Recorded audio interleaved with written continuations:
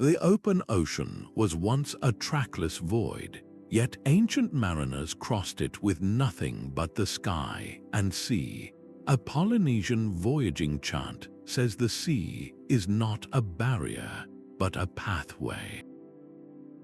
This video will reveal the lost map-making techniques of these early navigators, showing you how to see the world through their eyes and rediscover a forgotten human genius.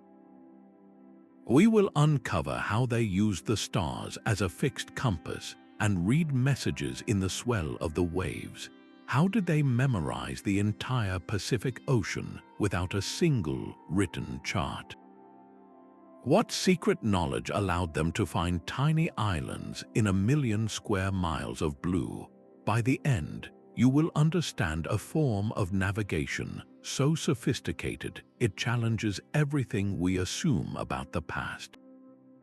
What part of our own potential have we lost by relying on our screens? A single canoe carved by hand from a great tree first met the Pacific waves over 3,000 years ago.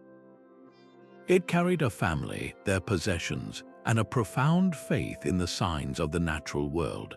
They pushed off from the shores of Southeast Asia not on a reckless gamble, but as part of a deliberate, generations-long expansion that would become one of humanity's most extraordinary journeys. This was the Austronesian Expansion, a migration that populated half our planet. These were the first wayfinders. Archaeologist Jeffrey Irwin proposes a fascinating theory that reframes their entire endeavor. He suggests these early mariners employed a strategy of safe return voyaging. They would intentionally sail out against the prevailing winds. Why would anyone do that? Because if they found nothing, the return trip with the wind now at their backs would be faster and safer. This was not blind drifting, it was calculated exploration. This practice gave rise to wayfinding, a complete philosophy of navigation.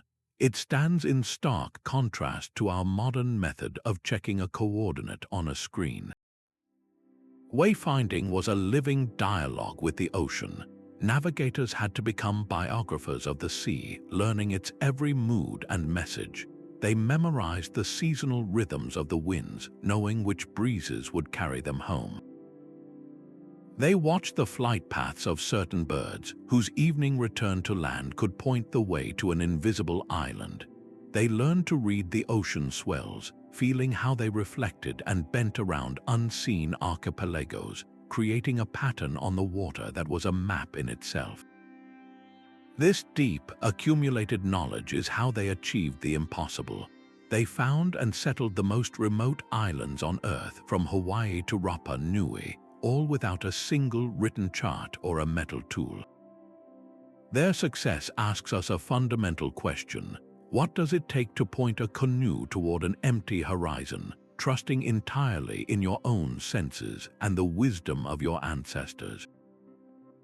This foundational courage, this leap of faith into the blue unknown, set the stage for the intricate and beautiful systems we are just beginning to understand. The night sky was not a dome of random lights, but a vast, rotating sphere etched with invisible lines. A master navigator, lying on his back in the canoe, would see this sphere as a perfect mental grid. He knew the precise point on the horizon where each important star was born each evening, and where it would later sink beneath the waves. This was the star compass, the foundational map for all open ocean travel. In Polynesia, this system was known as the Kavanga, the star paths. Navigators memorized key constellations not as pictures, but as directional markers. The Southern Cross pointed south, while the rising of Orion's belt marked a path to the northeast. Each star was a trusted guide, a fixed point in a moving world. Modern Hawaiian navigator Nainoa Thompson, who helped revive these ancient arts, describes the star compass as a constant.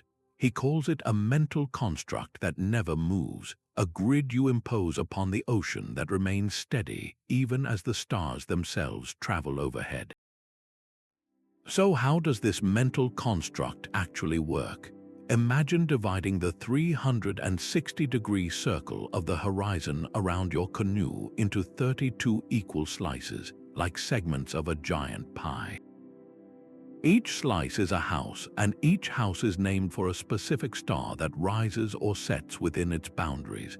If you know that the star known as Sirius rises in the house called East by Northeast, you can steer by it. But what happens when Sirius moves high across the sky or sets hours later? This is the true genius of the system. You simply shift your alignment to the next star that is rising or setting in its own house. You are not following one star, you are following the endless, predictable rotation of the entire celestial sphere. The Carolinian navigators of Micronesia perfected this to an astonishing degree. Their star compass contained more than 30 directional houses, a mental instrument so precise it could guide a voyaging canoe on a journey of 500 miles between islands that were mere specks on the ocean. Now consider the immense mental discipline this required. A navigator had to hold this entire three-dimensional, rotating map in his mind for weeks, even months, without a single physical reference. He had to compensate for the slow seasonal shift of the stars, knowing that his guide one month would be replaced by another the next. What does this profound skill tell us about the latent potential of the human mind? A capacity for memory and spatial awareness that our modern world rarely demands. Yet the heavens were only half the map. To find land, the navigators had to learn an entirely different language, one written on the surface of the sea itself. The ocean itself held a second map, one that pulsed and shifted with every wave. For the master navigators of the Marshall Islands, the sea was not a flat, featureless plain, but a textured page of information. They practiced an art so refined it seems almost supernatural to us today, wave piloting. A trained navigator could, in essence, feel his way to land. Blindfolded, he could sense the direction of an island dozens of miles away, not by seeing it, but by interpreting the subtle language of the swells. This was the science of the dial-up, the complex interference patterns created as the deep ocean's rhythm met the unmoving mass of an island. To encode this knowledge, they built some of the most unique maps in human history, the stick charts. These were not charts of land, but diagrams of the sea's behavior. Curved palm ribs were lashed together to represent the dominant swell patterns, with small shells tied on to mark the position of islands. A stick chart was not something you took with you on the voyage. It was a teaching tool, a physical model of an invisible phenomenon that a student would hold in his hands to internalize the feeling of the ocean. The system distinguished between three key types of waves.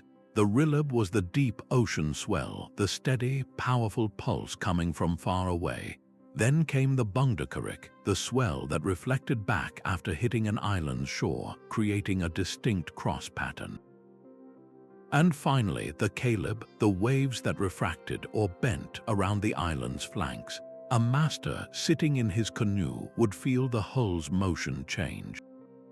The steady roll of the rilib would be interrupted by the sharper, rebounding sensation of the bungdakarik, or the confused, choppy water of the kalib.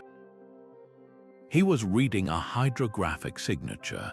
The legendary Marshallese navigator Courant Joel was said to possess this skill to an almost unbelievable degree. Stories tell of him detecting an island from over 20 miles away, long before any hint of land was visible to the eye. Modern wave radar technology is only now beginning to quantify these subtle oceanographic signals, confirming the empirical genius of these ancient sailors. This was not magic, it was an extreme form of sensory literacy, a deep conversation between human and ocean. How did such an intuitive and tactile knowledge develop over generations? And in our world saturated with digital sensors, have we lost the ability to listen to the physical world in this profound way? This deep connection to the ocean's rhythm was complemented by an equally vital understanding of its living inhabitants. A bird on the horizon was more than a sign of life. It was a direct message from the land itself. For a navigator alone on the vast ocean, the sight of a specific seabird at dawn could transform uncertainty into a clear direction, turning the sky's inhabitants into indispensable partners. This practice of avian navigation was a global language, understood from the Polynesian wayfinders to the Norse Vikings, dramatically extending the sensory range of early mariners far beyond the visible horizon.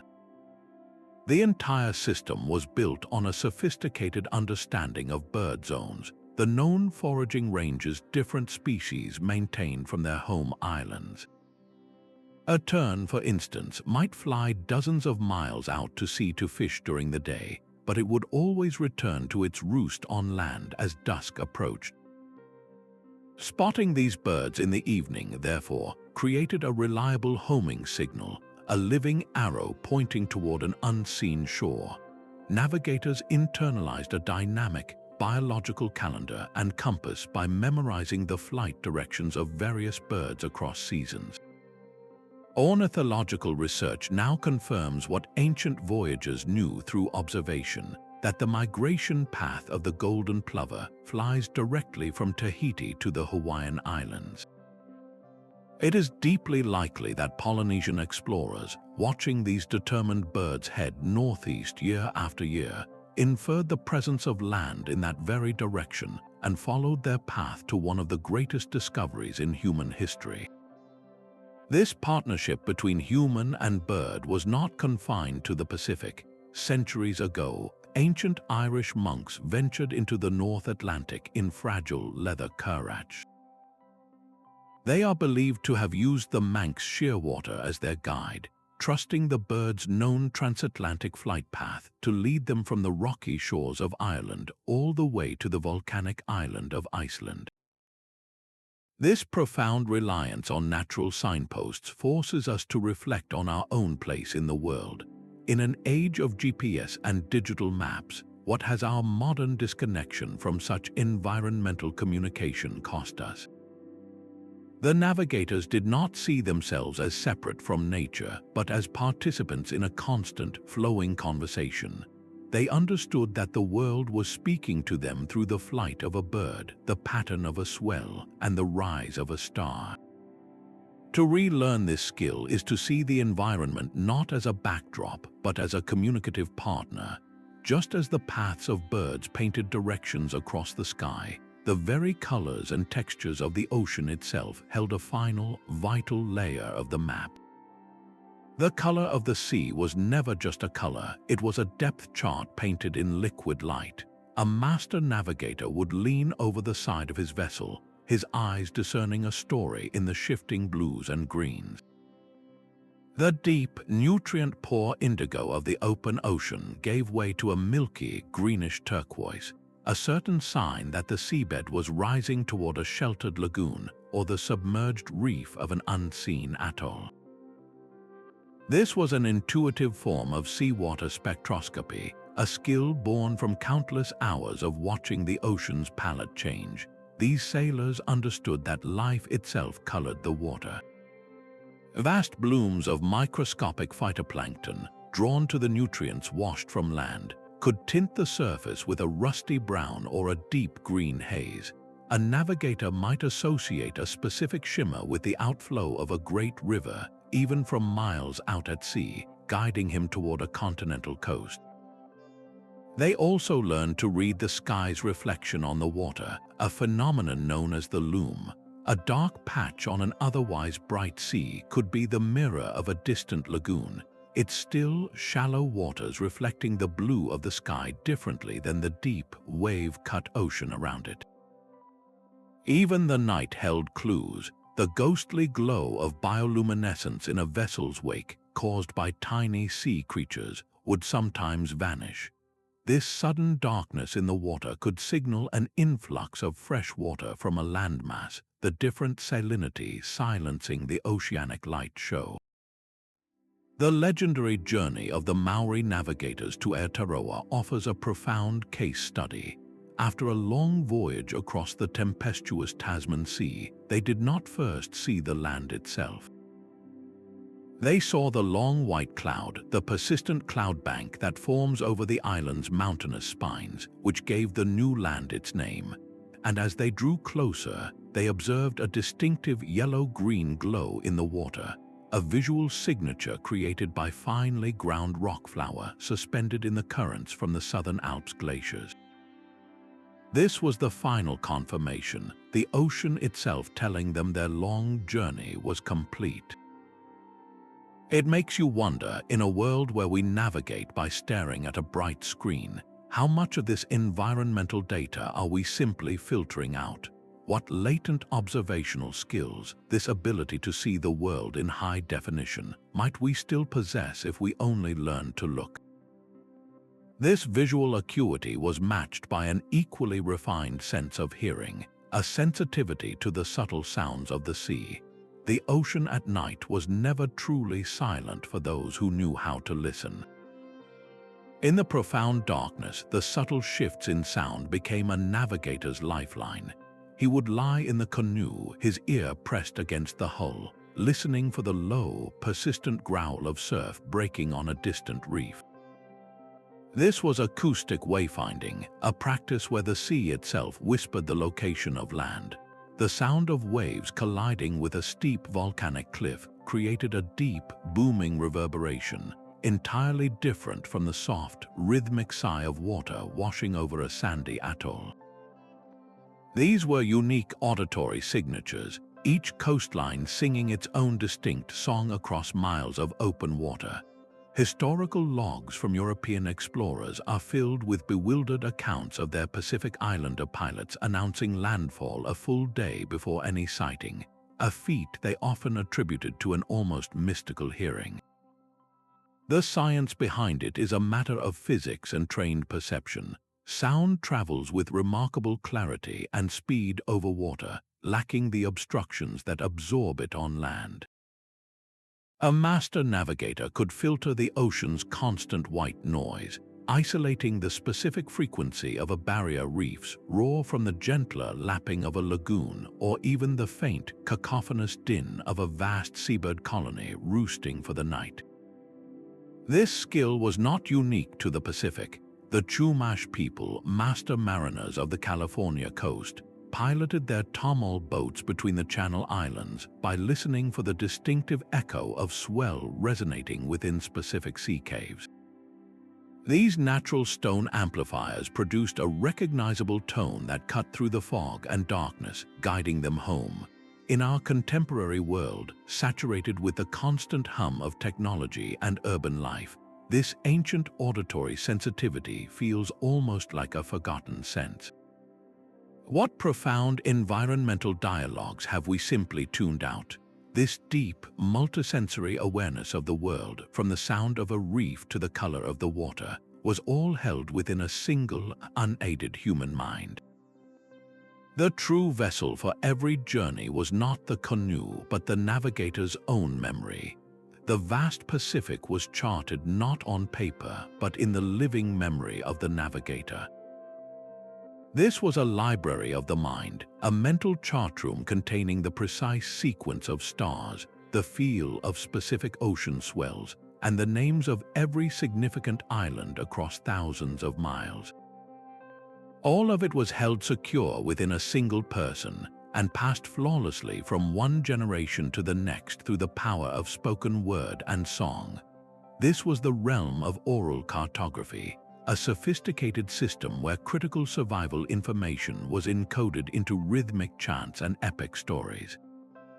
Cognitive science now helps us understand why these methods were so effective. Our brains are exceptionally good at remembering information when it is tied to a spatial location, a story, or a rhythm. The navigators were leveraging the very architecture of the human mind, transforming abstract data like star bearings into memorable narratives and songs. much like the ancient Greek bards used poetic meter to remember the immense epics of the Iliad and the Odyssey. The Polynesian sailing directions are a perfect example of this. These were not simple lists but verbal maps set to rhythm. A chant might describe a voyage from one island to another by listing the sequence of star paths to follow, the islands you would pass in order, and the specific bird you should see as you approached your destination. It wove navigation, genealogy, and mythology into a single, unforgettable package. The Maori whakapapa, or genealogical chants, performed a similar function. As a person recited their lineage, tracing their ancestry back to the great canoe migrations, they were also unconsciously reciting the migration routes themselves. The chant named the ancestors and the lands they discovered, encoding the very path across the ocean within the story of a family's identity. This seamless blend of history, personal identity, and practical science created a knowledge system that was both incredibly resilient and deeply meaningful. The information was not cold data, it was part of who you were. What does this ancient form of cloud storage, powered by human memory and community storytelling, reveal about the potential we have lost in our reliance on external hard drives and search engines? It suggests that our own minds are capable of far more than we typically ask of them, if only we learn to speak their language of rhythm and narrative. This profound mental architecture found its only physical expression in a few enigmatic artifacts, the mysterious stick charts of the Marshall Islands. This elegant web of palm ribs and shells was a three-dimensional textbook of oceanography. The stick charts of the Marshall Islands stand as one of the few physical artifacts of this entire navigational tradition, yet they were never used at sea. They were classroom tools, intricate models built by a master to teach his students how to feel the ocean. Each curve of a stick was not a coastline, but a representation of a deep ocean swell bending around the unmoving mass of an island. Each small cowrie shell tied to the lattice marked not just an island's location, but the center of a complex web of wave interactions. To read a stick chart was to understand a hidden physics. The Marshallese developed a sophisticated classification system for these wave maps. The matang was an abstract, theoretical chart used to teach the core principles of how swells refract and reflect. It showed idealized islands and wave patterns, a pure diagram of oceanic forces. The more practical Rebelib could chart an entire archipelago, a sprawling mental map of a specific region. And the Meadow was the most detailed, incorporating specific islands and information about seasonal currents. The true genius of the system was in its practical application. A chart might clearly show a bock, the meeting point where two distinct swells collided. Out on the open water, a student navigator would learn to recognize the specific, confused rocking of the canoe as it crossed that very interference zone. He was learning to translate a theoretical model into a physical sensation, to feel his way across an invisible grid. This was a working knowledge of wave mechanics, developed centuries before the formal science of hydrodynamics existed. How did they achieve such a profound theoretical understanding using only natural materials and generations of observation? The answer lies in a culture that saw the ocean not as a mystery, but as a legible, rhythmic text. While Pacific navigators mapped the sea with sticks, a different kind of pioneer was learning to read the Atlantic's vast and stormy waters. A Viking longship cuts through the frigid swells of the North Atlantic, its world reduced to a monochrome of sea and cloud. For weeks, the sun remains a hidden memory, yet the navigator holds a piece of clear crystal to the sky.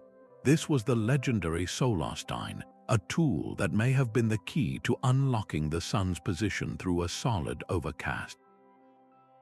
The Norse expansion into the most hostile seas on Earth required a navigation system as rugged and ingenious as their vessels. While Polynesian wayfinders mastered the tropical star compass, the Norse faced a different celestial challenge. In the high latitudes, the pole star rides much higher in the sky, and the sun traces a low, relentless arc. This environment demanded a unique solution, a way to see the unseen. The sunstone, likely a piece of Iceland spar calcite, works on a principle of polarization. Even when the sun is obscured, its light still penetrates the cloud cover in a specific, ordered pattern. By rotating the crystal and observing how it filters this hidden light, a skilled user could pinpoint the sun's location with remarkable accuracy. Experimental work by researchers like Guy Ropars has proven this is not mere legend. A calcite crystal can indeed reveal the sun's bearing on a fully overcast day. This was not their only instrument. Archaeological finds suggest the use of a sun compass, a wooden disc with a central gnomon that cast a shadow. By marking the shadow's length at noon, a navigator could estimate his latitude, knowing that a longer shadow meant he was farther north. Yet their system extended far beyond tools. Norse sagas are filled with a deep, practical oceanography. They navigated by the migratory paths of pilot whales, whose movements were as reliable as any highway. They watched for specific seabirds like the puffin, whose presence signaled the proximity of the Faroe Islands or Iceland. They learned to taste the water, sensing the sudden chill of the East Greenland current or the comparative warmth of the North Atlantic drift, each current a liquid road sign. The most staggering proof of this system's power is the voyage of Leif Erikson.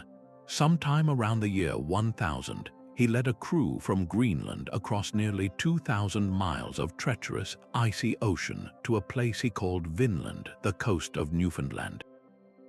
This was not a lucky accident. It was the culmination of generations of accumulated knowledge, a multi-faceted approach that combined the physics of polarized light with the biological clues of the living sea. What relentless drive pushed them westward into such formidable uncertainty, where the Polynesian expansion often carried families and the hope of permanent settlement? The Viking spirit seemed fueled by a potent mix of trade, resource acquisition, and sheer exploratory fervor, a different kind of courage facing a different kind of ocean. This westward drive across the Atlantic was powerfully mirrored by another great age of discovery, one that unfolded in the vastness of the Indian Ocean. The Polynesian expansion stands as humanity's most ambitious seaborne migration, a deliberate unfurling across 10,000 miles of ocean. This was not a single exodus, but a centuries-long pulse of exploration and settlement that populated the final corners of our planet. Historian Patrick Vinton Kirch describes it as the most extensive maritime colonization in human history, a triangle of islands spanning an area larger than the continental United States. The journey began with what scholars call the Long Pause, a period of perhaps 1,000 years where ancestral Polynesians settled in the Fiji and Samoa island groups. Here, they perfected the voyaging canoe and the art of wayfinding, gathering knowledge and resources before launching into the vast eastern unknown.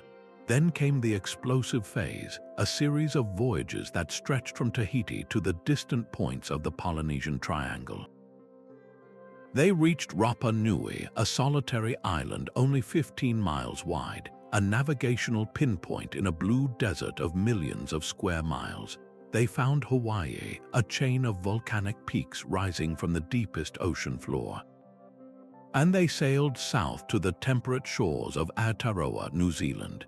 Each new landfall was a testament to a system of navigation so refined it could find a needle in a planetary haystack. But what drove this incredible endeavor? Theories point to a complex mix of motivations. Population growth may have strained an island's resources. Shifting political dynamics could have prompted groups to seek new horizons. There was also a powerful cultural spirit, a concept known as hik, a restless drive to explore and discover. They were not just searching for land, they were searching for purpose. The modern voyages of the Hokule'a, a double-hulled canoe built with traditional designs, have proven the viability of these ancient techniques beyond any doubt. Navigator Bruce Blankenfeld reflected that the canoe became our university, a living classroom where the star paths and wave patterns taught their lessons all over again. These journeys demonstrated the ultimate expression of the wayfinder's art, the ability to not only navigate but to colonize. They carried with them the necessities for a new society, a portable ecosystem sealed in the hull of their canoes. Taro, yam, and breadfruit plants provided sustenance. Chickens, pigs, and dogs traveled with them.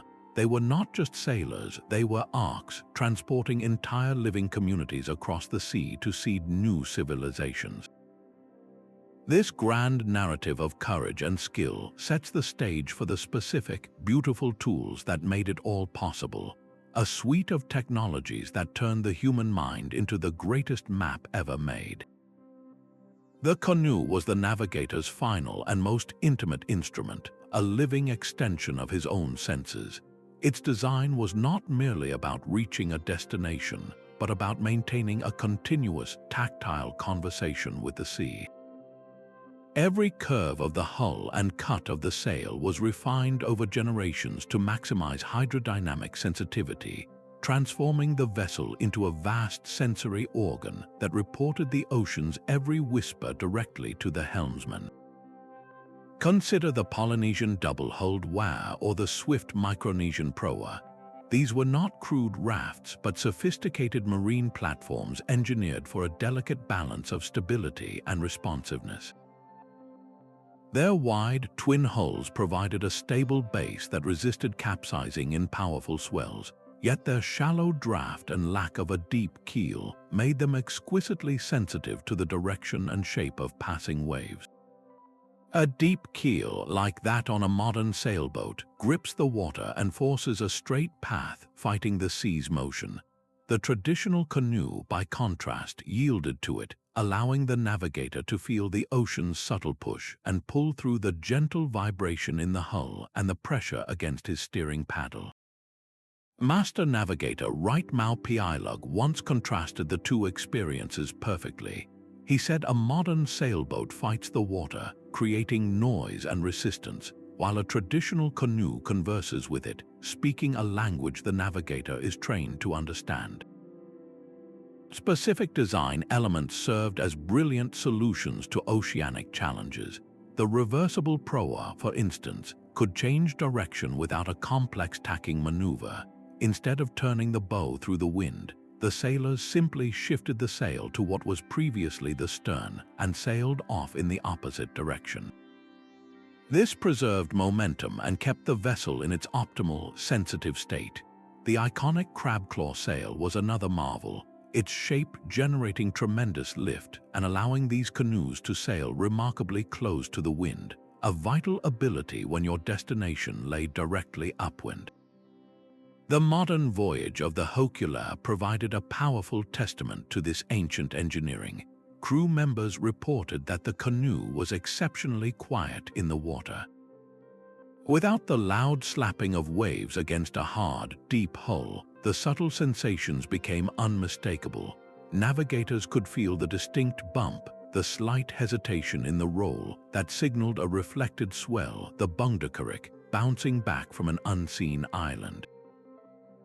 This was the vessel acting as a true sensor, amplifying the ocean's signals instead of drowning them out. This deep, physical connection raises a profound question about our own relationship with travel. Encased in the metal hulls of ships or the pressurized cabins of airplanes, we are insulated from the very world we move through. What vital environmental awareness have we surrendered in that comfort? This profound sensory connection was never just technical. It was rooted in a worldview that saw the canoe, the navigator, and the ocean as parts of a single, breathing whole. A navigator's journey began long before his canoe touched the water. It began in a state of profound mental and spiritual preparation, a process of aligning his own spirit with the vast forces he would soon encounter.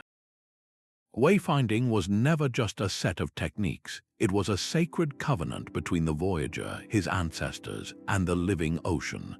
The success of a voyage hinged on the navigator's Hokule'a, a deep and solemn responsibility that extended to his crew, his vessel, and the natural world itself. To carry this Hokule'a was to understand that a single lapse in focus or a moment of spiritual impurity could lead the entire community astray. This required a state of perfect balance, a harmony of mind, body, and spirit that was carefully cultivated through ritual. The navigator would often fast and meditate for days, clearing his mind of all distraction. He would recite long genealogical chants, not merely as a history lesson, but to call upon the wisdom of his ancestors, inviting their presence onto the journey. Scholars like Dr. Carlos Andrade describe how this world saw the ocean not as an empty space to be crossed, but as a path of life, a connective tissue between islands and generations. The canoe itself was considered a celestial ark, a microcosm of the world moving in rhythm with the great creation stories. In this framework, every element of the voyage was infused with meaning. A bird circling the mast was not merely a biological signpost, it could be the embodiment of an ancestral guide. A shark swimming alongside the hull might be interpreted as a protective spirit. The navigator's skill was understood through the concept of harmona, a word that means to make effective or to empower. His knowledge of the stars and waves was harmona, made spiritually potent and reliable through his correct intention, his ethical conduct, and his ritual purity. This integration of the practical and the spiritual created a form of knowledge that was inherently sustainable and reverent. The navigator did not conquer the ocean, he conversed with it, a partner in a delicate, ancient dance. This holistic vision stands in stark contrast to our modern, data-driven approach to navigation. We have decoupled the technical act of wayfinding from its ethical and spiritual context, treating the environment as a set of coordinates to be mastered rather than a living partner to be respected. What wisdom have we lost in that separation? Could reintegrating a sense of sacred responsibility, a Hokule'a for our planet, lead us toward a more balanced future? This deep, interconnected way of seeing the world was about to face its greatest challenge as a new technological paradigm arrived from the West, one that would redefine humanity's relationship with the sea. A European galleon with its fixed charts and ticking chronometers met a Pacific canoe whose only map was the navigator's living mind. This was more than a meeting of two vessels, it was a collision between two complete philosophies of the world. For the Europeans, the universe was a mechanism to be measured and mastered with instruments. For the indigenous navigators, it was a living, breathing entity to be understood through relationship and refined senses. The arrival of European technology initiated a profound shift, a form of technological imperialism where the magnetic compass and the sextant were not just new tools, but symbols of a presumed superiority. These instruments created a tangible, physical record, a fix on a chart that could be shown to a ship's captain. The indigenous wayfinder's knowledge, by contrast, was intangible, held silently within, its proof felt in the body and trusted by the crew. To European eyes, this invisible certainty looked like guesswork or even superstition. Historical logs from Captain James Cook's expeditions reveal this deep tension. Cook himself expressed immense admiration for the skills of Tupaia, a Rayetian navigator who could guide the massive endeavor across the Pacific with an accuracy that baffled the British officers. Yet despite this respect, Cook's entire mission was predicated on the authority of his instruments. His charts and journals, in turn, became the official record of the Pacific, overwriting the oral maps that had existed for centuries. The consequences of this clash were catastrophic for the ancient knowledge systems. The very communities that held this wisdom were devastated by waves of introduced illness, which caused immense loss of life and fractured the chains of knowledge transmission from master to apprentice. Colonial administrations seeking to impose order often actively suppressed indigenous languages and cultural practices, severing the rhythmic chants and stories that were the libraries of wayfinding. The conversion to new religious systems frequently condemned the spiritual rituals that prepared a navigator for his journey, labeling this holistic practice as pagan and forbidding it. The story of Hawaii offers a stark and sobering example. Within a few generations of European contact, the knowledge of how to build and navigate the great Hokule'a, the double-hulled canoes that had settled the entire archipelago, was almost completely erased. The great seafaring tradition of Hawaii was silenced, its canoes rotted on the shore, its star paths forgotten. This was not a natural evolution, but a violent interruption. It forces us to ask a difficult question, not just about navigation, but about human knowledge itself.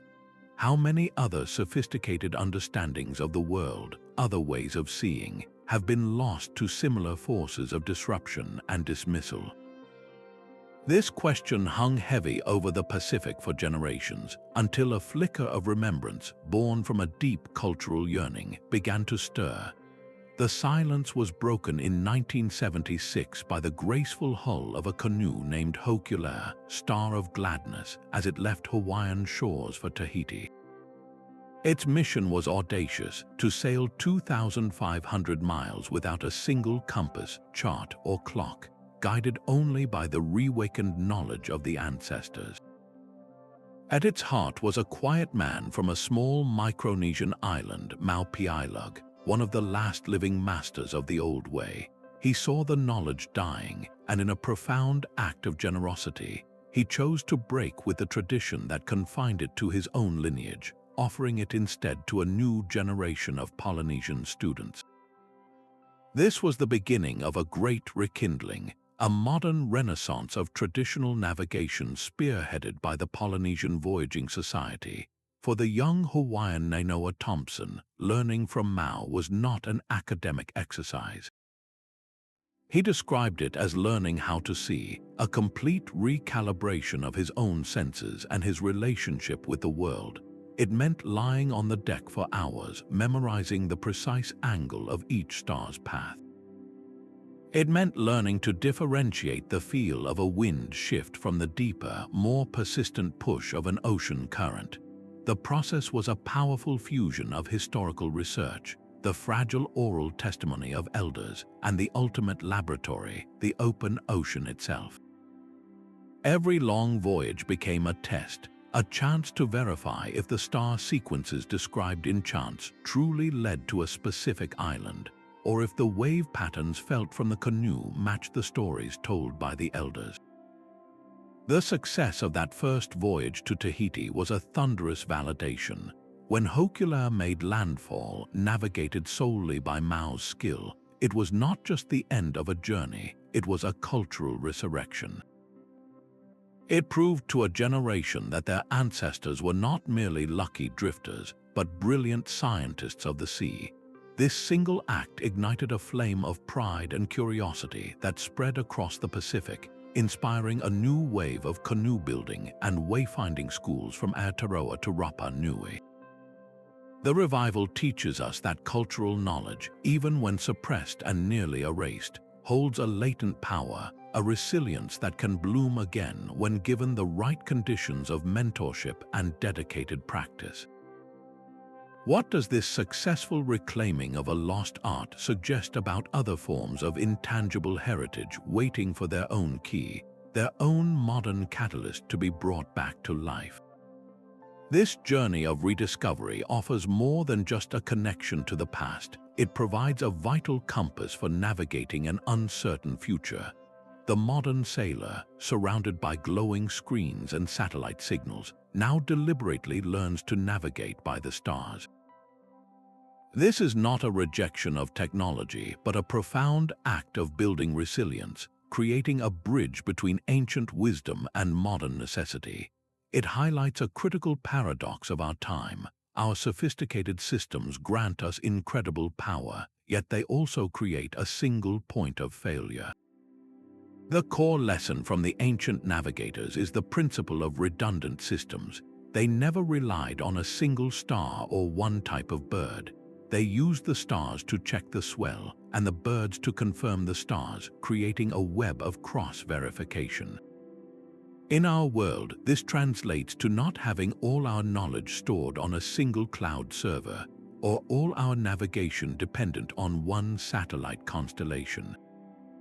Experts in resilience theory see wayfinding as a masterclass in adaptive management. It is a dynamic process of constant course correction based on live environmental feedback, a strategy perfectly suited for navigating the complex, shifting challenges of climate change, where rigid plans often fail and the ability to sense and adapt is paramount. This ancient discipline offers very specific applications for modern life. The mental focus required to hold a star compass in your mind for weeks is a powerful antidote to the fractured attention of our screen-filled days, training the brain for deep, sustained concentration. The environmental principles of wayfinding, reading subtle changes in watercolor and wildlife behavior, directly inform sustainable practices, teaching us to see the early warning signs in our own ecosystems. And the community-based model of knowledge transfer, where a master teaches an apprentice through stories and shared experience, offers a blueprint for rebuilding social cohesion and intergenerational connection.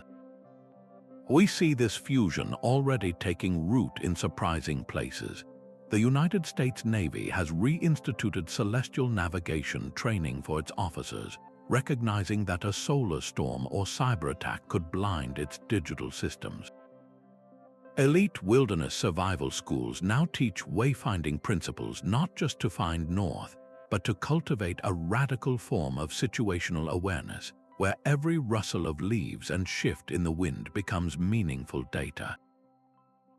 In an age of information overload and ecological disconnection, the mindful, observant practices of the navigator provide more than just a backup compass. They offer a blueprint for a more grounded and sustainable existence. This is not about abandoning our devices, but about integrating a deeper literacy, learning to read the world as well as we read a screen. The ultimate navigation challenge we now face may not be crossing an ocean, but finding our way back to a balanced relationship with our planet. The same principles that guided a canoe to a remote island can now guide our communities toward a more resilient future, proving that the most advanced path forward may be illuminated by the oldest of lights. This convergence of ancient intuition and modern innovation is now pushing the boundaries of what we thought was possible, reaching even into the realm of artificial intelligence. A high-tech research vessel sits motionless in the open Pacific, its hull bristling with wave-spectrum radar and acoustic Doppler profilers. These instruments are not searching for new data, but listening for ancient truths, measuring the precise interference patterns of swells that Marshallese wave pilots once felt in their bones. The digital readouts now provide hard scientific validation for an intuitive art, translating the feeling of a Caleb wave into a graph of wave energy refraction. This is the new frontier of exploration, where modern science is finally learning to speak the language of the old navigators. Satellite altimetry offers another key, mapping the ocean's surface to an accuracy of a few centimeters. These satellites can detect a subtle but persistent bump in the sea level, a rise of barely an inch caused by the gravitational pull of a massive underwater volcano. To a satellite, it is a data point, but to a navigator centuries ago, that same seamount would have created a distinct, recognizable signature in the surrounding swell patterns, a hidden landmark in a fluid terrain. Computer modeling adds another layer of proof. researchers can now digitally rewind the night sky, simulating the exact star positions for a specific date 1,500 years ago to determine if a voyage from the Marquesas to Hawaii was astronomically feasible. The models confirm it was not only possible, but the star paths described in oral traditions align almost perfectly with the digital recreation.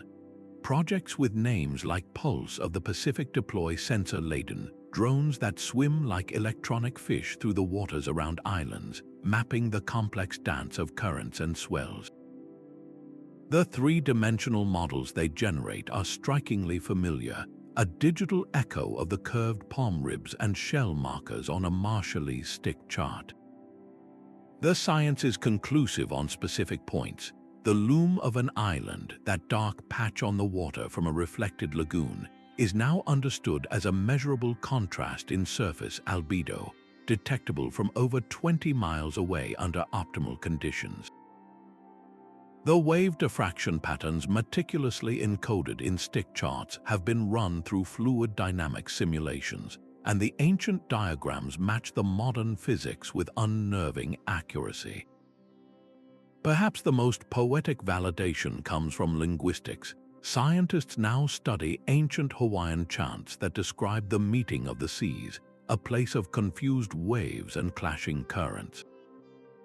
By cross-referencing these descriptions with oceanographic data, they have identified these zones as the convergence points of major ocean currents, places where warm and cold water masses collide, creating a unique seascape that was memorized and sung about for generations.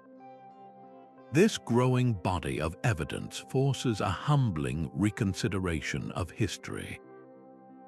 How many other intricate environmental knowledge systems, dismissed by later generations as mere folklore or myth, are actually waiting for their own key, for the right scientific lens to reveal their empirical genius? The bridge between the chant and the chart, between the feeling in the hull and the data on the screen, highlights a universal and timeless human drive not just to explore but to understand. The same need to cross the water arose independently across the ancient world, a shared challenge that sparked a convergent evolution of the human mind. From the icy fjords of Scandinavia to the warm trade winds of the Indian Ocean, cultures with no possible contact developed intricate systems to solve the same fundamental problem: how to journey across the trackless blue. This was a global tapestry of exploration, woven by Polynesians, Vikings, Phoenicians, and Arab traders, each thread a unique expression of a universal human genius. They all looked to the heavens, but they learned to read different pages of the same celestial book. For the Polynesian wayfinders, the key was a zenith star, a star that passed directly overhead a specific island.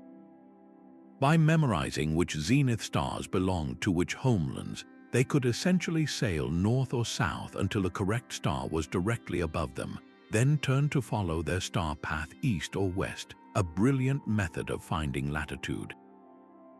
The Vikings, sailing under often overcast skies, relied on a sun compass, a wooden disc that used the sun's shadow to maintain a course, and the Arab traders of the Indian Ocean used a simple but profoundly effective tool called the camel, a small wooden rectangle tied to a string with measured knots.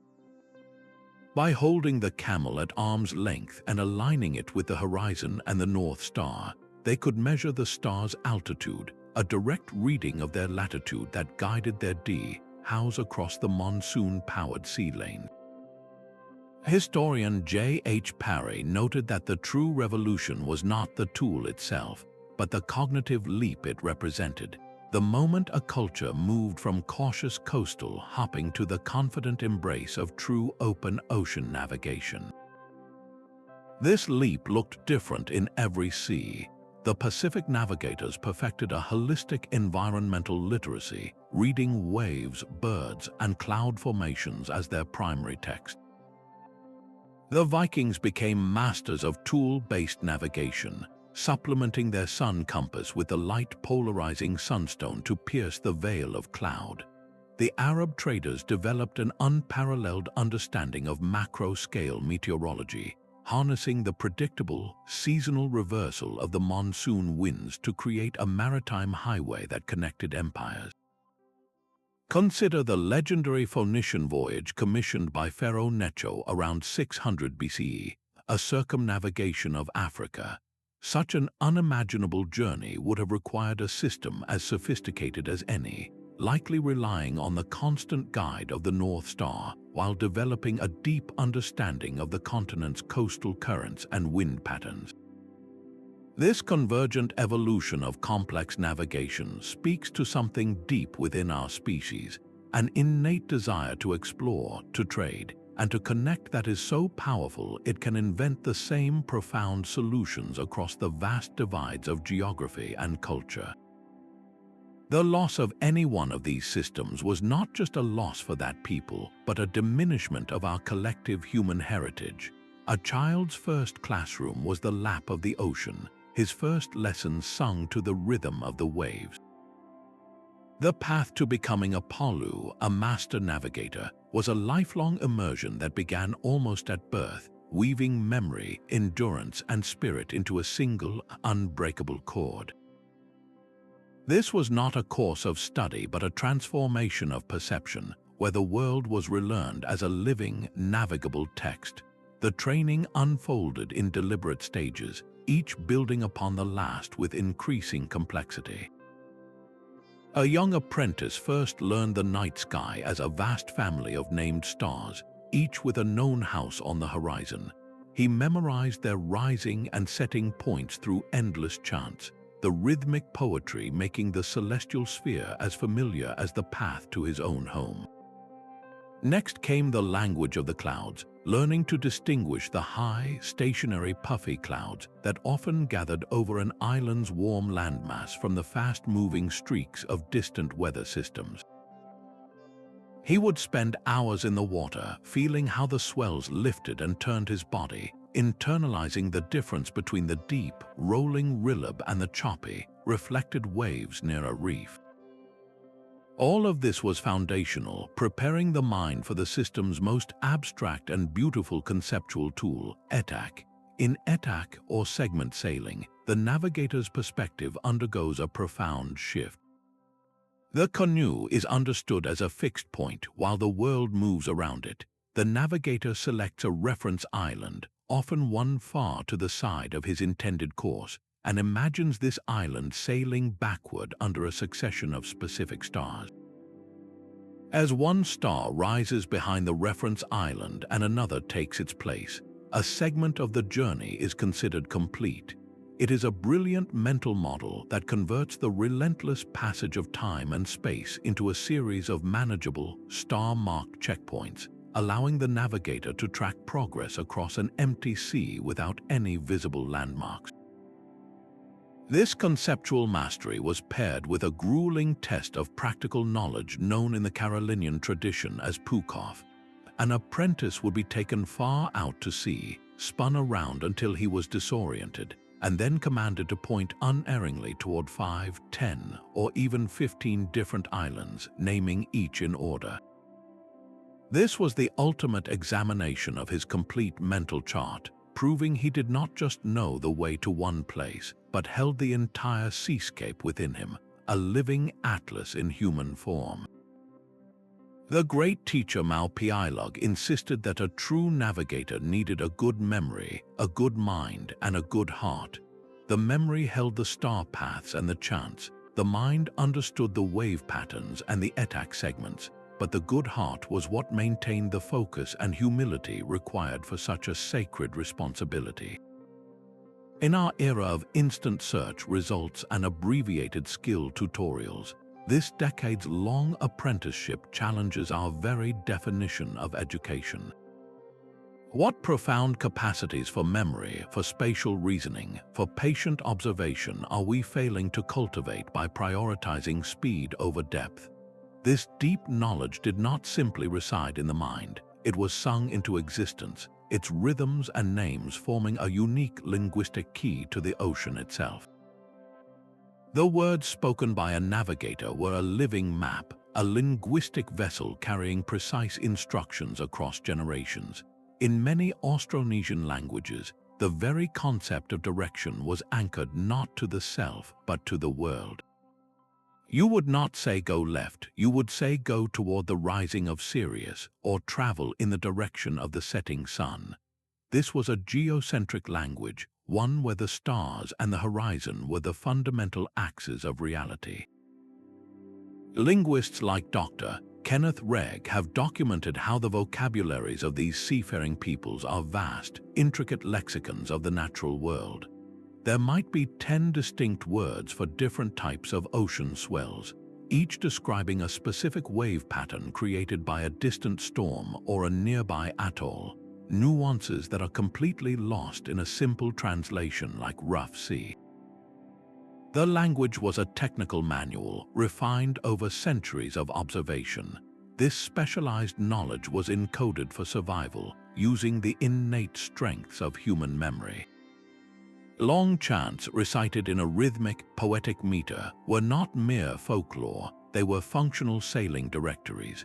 A single chant could list the sequence of star paths for a voyage from Tahiti to the Marquesas, name the islands that would appear as specks on the horizon in order, and describe the specific seabird that would circle the mast as you approached your destination. The use of alliteration and metaphor made these complex sequences unforgettable, transforming a dry list of coordinates into a compelling story. The grammatical structure of the language itself often reflected this worldview. Concepts were not always owned, but were often expressed in terms of relationship and movement, mirroring the navigator's constant dialogue with a dynamic environment. Consider the Hawaiian word for navigator, haukul. It literally means to direct the canoe, but its root, keel, carries a deeper resonance, meaning to sail, to float, to be adrift. This single term encapsulates the entire reality of the journey, the control and the surrender, the purpose and the uncertainty. It is a perfect linguistic artifact of the wayfinder's art. This profound connection between language and knowledge forces a sobering reflection. When a language disappears, what unique lens on the world is shattered forever? The loss is not just of words, but of an entire coded system for understanding the environment. Fortunately, the same modern technology that once threatened these traditions is now helping to bring them back. Digital archives and audio analysis software are allowing linguists and community elders to piece together fragmentary chants, recovering star paths and sailing directions from old recordings before they fall silent. This is more than translation, it is the decoding of a lost science, one whose first principles were written not on paper, but in the very rhythm of human speech. A student in a classroom far from the ocean slips on a virtual reality headset and is suddenly standing on the deck of a voyaging canoe. The only light comes from a sky dense with stars, and the only sound is the gentle slosh of water against the hull. This is not a game, it is a high-tech classroom for an ancient art, where digital tools are building a bridge across generations. Projects like the Pacific World's Digital Atlas are creating living repositories of knowledge, layering traditional star compasses and oral histories directly onto satellite maps. The result is a dynamic resource where you can watch the animated path of the Hokule'a while hearing the navigator's chant for that specific segment of the journey, blending the felt experience with the geospatial data. Digital humanities scholars see this not as a replacement for the master-apprentice relationship, but as a powerful new vessel for it. These technologies allow for the precise documentation of knowledge held by the last living polu, the master navigators, whose memories are irreplaceable libraries. Specific applications are revealing new depths to old wisdom. Researchers use LiDAR scanning to create incredibly detailed three-dimensional models of traditional canoe hulls, studying their unique hydrodynamic properties in a digital water tank to understand exactly why they are so sensitive to wave patterns.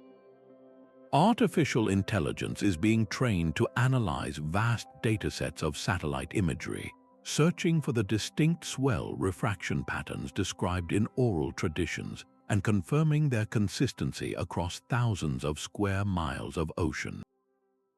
An app called the Voyaging Storybase lets any user follow a historic journey on their tablet, watching the star compass rotate above the digital canoe in real time while listening to the audio diary of the navigator, creating an immersive, educational story map. This fusion of the ancestral and the algorithmic prompts a profound question. Can a carefully coded simulation, a digital chant, become a new form of oral tradition? Can it transmit not just facts, but the feeling of wayfinding to someone who has never felt the Pacific trade winds? The goal is not to put the old ways on a hard drive and forget them, but to use these tools as a dynamic seed bank for cultural knowledge, ensuring that even if the direct line of teaching is interrupted again, the wisdom remains waiting to be reawakened. This digital resurrection offers a hopeful paradox, using the very technology that once symbolized displacement to now anchor a culture more firmly to its own profound heritage. The number of people who can still navigate an ocean by the feel of the waves and the paths of the stars is now astonishingly small. We are in a race against time, an urgent global effort to document a living tradition before its last masters pass from this world. These few remaining individuals are not academics reconstructing a lost art. They are the final human libraries of a knowledge system that colonized the largest ocean on our planet. Their names are whispered with reverence across the Pacific, men like the late Maupiailug from the tiny island of Satawal, who ignited the modern revival, and contemporary masters like Cesario Surulere from Puluwat and Jacko Thatcher from the Solomon Islands. Each of them holds a unique, irreplaceable piece of the puzzle, a nuanced understanding that dies with them if it is not carefully and respectfully recorded. Anthropologist Dr. Joseph Jentz experienced this firsthand when he apprenticed with navigators in the Marshall Islands. He discovered that the greatest challenge is not just learning, but translating concepts that have no direct equivalent in Western science. How do you write down in a notebook the specific, gut-level sensation of a swell bending around an unseen atoll? A skill known as wave piloting that is felt in the body as much as it is understood by the mind. The documentation of this knowledge is a painstaking, deeply human process. It relies on long-term participatory observation, where researchers live within the community for years, not as detached observers but as humble students. They use video and audio to record instructional sessions and the rhythmic cadence of navigational chants, preserving the precise pronunciation and melody that make the information memorable. The most critical work involves creating detailed, culturally sensitive knowledge databases, but with a crucial difference: these digital archives are increasingly managed by the communities themselves, ensuring they retain control over their own heritage. In the Solomon Islands, the Whakatomoko project offers a poignant example of this work in action. The project is dedicated to documenting the last living practitioners of the ancient Polynesian Tipuk voyaging tradition. They are not just conducting interviews, they are building the great voyaging canoes by hand and sailing with the masters, preserving the knowledge through its only true medium, practice. This vital work forces a difficult ethical question to the surface. How do we document and preserve such profound cultural knowledge without extracting it like a resource, without stripping it of the spiritual and communal context that gives it meaning and power? The urgency of this task is matched only by the importance of its intent, to ensure that the star paths do not go dark forever. As we record these final lessons from the last masters, we must then ask, what world will this rediscovered wisdom help us navigate next? The silent, rust-colored plains of Mars present a navigational challenge eerily familiar to the ancient wayfinders. Here, as on the open Pacific, GPS signals are absent and real-time communication with Earth is impossible. The next generation of explorers may not rely on a screen, but on a rediscovered human skill set, a fusion of celestial observation and deep environmental literacy known as applied traditional knowledge. This is not about abandoning technology, but about building a resilient partnership between human intuition and machine intelligence, creating a cognitive toolkit for the ultimate isolated environment. Experts in human factors engineering are now looking closely at wayfinding, seeing it as a masterclass in maintaining situational awareness and making critical decisions under profound uncertainty. They ask, how can we design spacecraft interfaces and mission protocols that cultivate the navigator's calm, continuous focus instead of overwhelming the crew with disconnected data points? The potential applications are as vast as space itself. The ETAC system of segment sailing, where the journey is mentally divided into star-marked checkpoints, offers a powerful model for traversing a featureless Martian desert. An astronaut could use the slow drift of the moon's Phobos and Deimos across the sky as moving reference points, breaking a long, monotonous drive into manageable psychological segments. The immense mental discipline of the Polu, the master navigator who held an entire ocean in his mind for weeks, provides a blueprint for managing the complex, life-sustaining systems of a starship without constant digital hand-holding. At the NASA HIC's Mars Simulation Habitat in Hawaii, some experiments already mirror this thinking. Crews have performed analog navigation exercises using only the sun and landmarks, relearning the fundamental skill of positioning oneself in a world without satellites. This training aims to build the kind of cognitive resilience that would prevent a crisis if digital systems were to fail millions of miles from home. As we prepare to leave our planetary cradle, the wisdom of Earth's greatest navigators becomes a vital resource. They teach us that the true vessel for any great journey is not the craft, but the cultivated mind within it, a mind capable of reading a story in the stars and feeling its way through an unknown world. What other ancient human potential, long dormant in our digital age, might we need to reawaken to become a species that can truly navigate the cosmos? That lone genius staring at the stars is a powerful image, but it is a fiction that obscures a greater truth. The reality of early navigation was not a solo performance, but a symphony of collaboration, rigorous science, and generational knowledge. One of the most persistent myths is that these incredible voyages were accidental, that a canoe was simply blown off course and stumbled upon new lands by pure chance.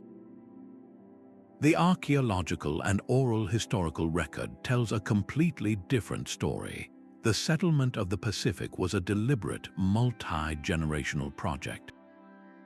Consider the long pause in Western Polynesia, a period of nearly 1,000 years where expansion eastward seemingly stopped. This was not a period of failure, but of consolidation. It was a vast, open ocean laboratory where the voyaging canoe was perfected, navigational knowledge was deepened, and communities prepared for the final, explosive push into the remote Pacific. This was calculated exploration, not desperate drifting. Another common oversimplification reduces the entire system to just following the birds. While avian guides were essential, they were a single data point in a complex matrix of environmental information. A navigator did not just see a bird and blindly follow it. He knew that specific species had strict foraging ranges, that their evening flight direction was a reliable pointer, and that their presence needed to be cross-referenced with the prevailing swell pattern and the current star path. The bird was a confirmation, not the entire map. The most damaging myth of all is that this success was rooted in luck or supernatural aid, diminishing it to mere magic. The so-called magic was, in fact, a deep, empirical understanding of natural patterns. It was a science developed through relentless observation and experimentation over centuries. The modern voyages of the Hokule'a have proven this beyond any doubt. By sailing against the prevailing winds to reach Tahiti and then returning with them, the crew demonstrated the intentionality and sophisticated wind knowledge that made two-way voyaging not just possible but predictable. Labeling this technology as primitive is perhaps the greatest misconception of all. In reality, it was a highly sophisticated, sustainable, and adaptive system perfectly suited to its environment. It required no scarce metals, produced no pollution, and its only fuel was human knowledge and the wind. It was a form of science that saw the environment as a partner to be understood, not a resource to be dominated. By clearing away these romanticized fictions, we can finally see the true intellectual achievement. These explorers were not lucky savages.